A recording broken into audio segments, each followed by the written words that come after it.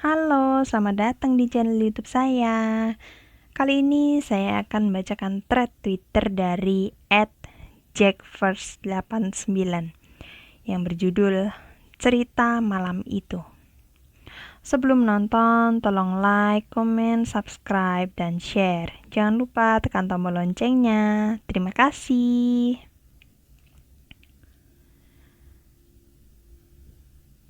Cerita Malam Itu.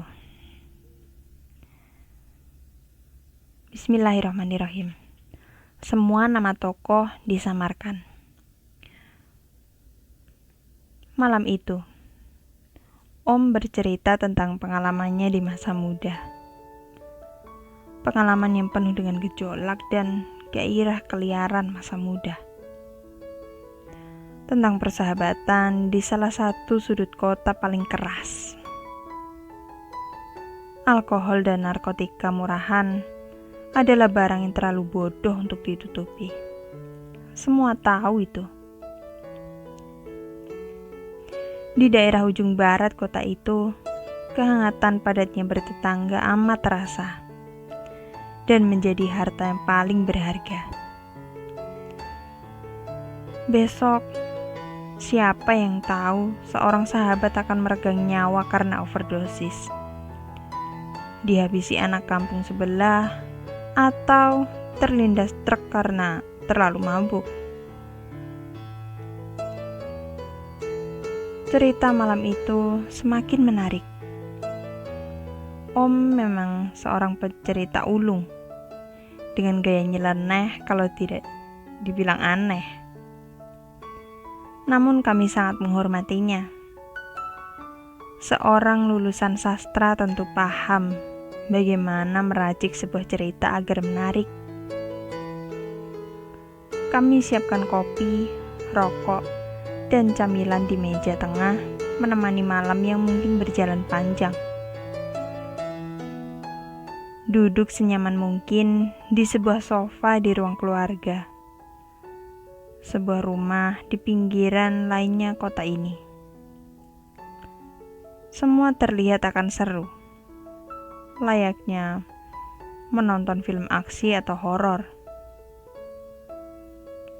Namun, kami lupa satu hal.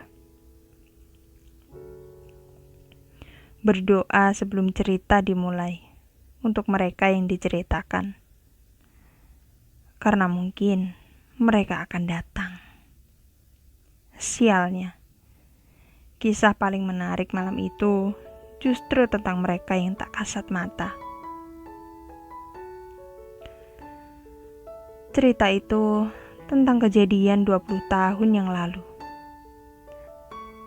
Di salah satu sudut kota ini yang paling keras itu. Om yang masih muda saat itu, tenggelam dalam keliaran pergaulan masa itu bersama teman-temannya yang sama sinting namun baik hati. Suatu malam, Jun, nama pendek Om, bersama teman-temannya berkumpul di kamarnya di loteng rumah Aki.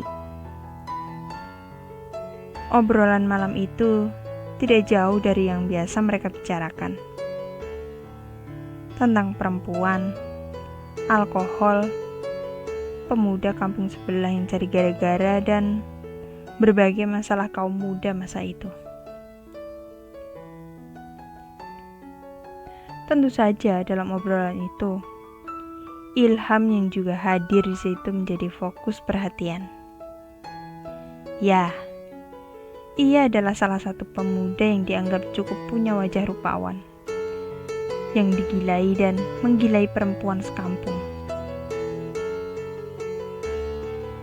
Soal baku hantam, dia jagonya. Soal diganggu lelembut, dia rajanya. Namun entah mengapa, semua menjadi begitu tertarik sampai merinding membicarakan penampakan perempuan berbaju putih di salah satu sudut gang daerah itu. Konon, sudah berkali-kali perempuan itu menampakkan diri dan menakuti warga. Entah benar atau tidak. ada banyak kabar tentang perempuan itu. Konon katanya, ia sering berdiri di sebuah rumah yang telah lama ditinggalkan pemiliknya. Mungkin ia mati di situ dan arwahnya penasaran. Beberapa lainnya bersaksi setengah bersumpah melihatnya di sebuah kebun warga yang berada di atas septic tank bersama. Mungkin jasadnya dibuang ke tempat kotor itu. Entah siapa yang memulai. Namun kini teror perempuan berambut putih itu santer terdengar seantero kampung. Setiap hari pasti ada saja yang mengaku melihat penampakan perempuan itu. Urang mah beneran pernah ningali jurik eta di belokan gang 5. Aku beneran pernah lihat hantu itu di belokan gang 5. Roni berusaha meyakinkan teman-temannya. Ah masa? Bukannya suka di kebun? Ayahku suka melihatnya di sana, sanggah Aris. Jun hanya mendengarkan sambil menyeruput cola campur whisky murahannya. Ia penasaran dengan lanjutan cerita itu. Terlepas dari benar tidaknya kabar tersebut. Karena ia sendiri belum pernah melihatnya. Sesekali ia melirik Ilham, menunggu apa yang akan terlontar dari mulutnya. Emang bentuknya gimana? Tiba-tiba Ilham nyeletuk. Entah daya magis apa yang dimiliki Ilham. Namun, semua mendadak terdiam cukup lama. Sampai perempuan, Ham, pakai baju putih panjang, rambutnya panjang menutup muka, matanya merah seperti darah. Roni menjelaskan panjang lebar. Mukanya? Jun yang mulai penasaran ikut bertanya. Deket ciri, Jun. Jawab Roni bingung menjawabnya. Ia tidak pernah melihatnya langsung. Ah, kalian. Mungkin kalian terlalu banyak nonton Susana kali. Hahaha. Ilham tertawa terbahak. Sebuah tawa yang ganjil menurut Jun. Aneh bila Ilham belum melihatnya. Namun, tiba-tiba suasana berubah menjadi mencekam. Mereka merasa seolah ada yang mengawasi, entah dari mana. Jendela kamar di lantai 2 itu tiba-tiba diketuk dari luar mengagetkan semua yang ada di kamar itu. Namun, tidak ada seorang pun di sana. Mereka menepis segala kemungkinan. Tidak masuk di nalar mereka. Dan melanjutkan obrolan malam itu. Dari kulon ke kidul, untuk kembali ke titik awal. Seperti itulah obrolan mereka. Mereka kembali menceritakan kisah seram. Kali ini tentang hal-hal mistis dalam keluarga masing-masing. Tentang supata keluarga Jun, tentang pusaka keluarga Aris, tentang rumah berhantu keluarga Roni, dan tentang penjaga turunan keluarga Ilham. Namun, semua obrolan itu kembali ke satu titik. Tentang perempuan itu.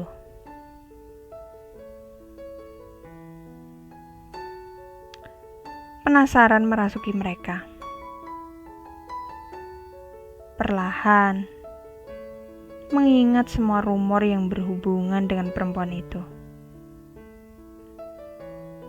Konon dia hamil di luar nikah dan meninggal ketika melahirkan. Katanya dia dihamili pacarnya dan dibunuh karena terus meminta pertanggungjawaban. Konon dia memang sudah ada sejak lama dan berdiam di pohon mangga milik Pak Iyo. Di tengah asyik obrolan itu, lampu kamar Jun tiba-tiba beberapa kali mati hidup. Jun kemudian mematikan saklar dan menyalakan kembali. Semua kembali normal. Namun ketukan jendela kembali terdengar. Kali ini terdengar seperti gedoran untuk membuat semua terhenyak. "Woi, jangan ganggu!" Ilham berteriak keras dan semua kembali tenang. Lebih tenang dari sebelumnya. Om berhenti sejenak. Sebelum melanjutkan cerita, mengambil sebatang rokok dan menyalakannya. Entah yang keberapa kalinya malam itu.